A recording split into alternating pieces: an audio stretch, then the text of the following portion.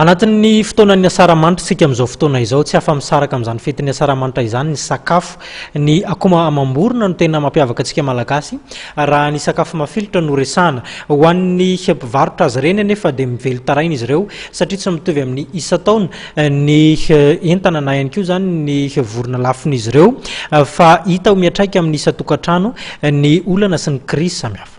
Manodidina ny 3 alina ariary ka hatramin'ny 5,5 alina ariary ny vidin'ny gisa eny an-tsena, raha eo amin'ny 5,3 alina ka hatramin'ny 7 alina ariary ny vidin'ny vorontsiloza.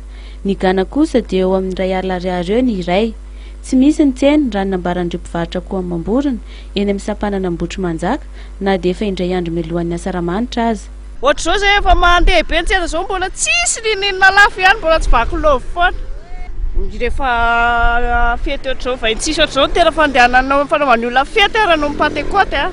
Tamin'ny Pentecote mbola tsisy loatra krizy fa hatramin'ny isin'ilay krizy tao ambony tao dia tena miatra aty amin'ny madinika mihitsy. Sady efa lefa mora mbola tsy misy mpanontany ihany. Efa amena 50 ary reny gana matavy reny. Mbola miady varotra ihany ny olona 35 ohatr'izany. Arakaraka ny fahefa-mividy ny vidianana ny sakafo manina amin'ny fankalazana ny fetim-pirenena rapitso raha ny nambaran'ny misa. Tangana be vidiny akoho amam-borona tamin'itiko.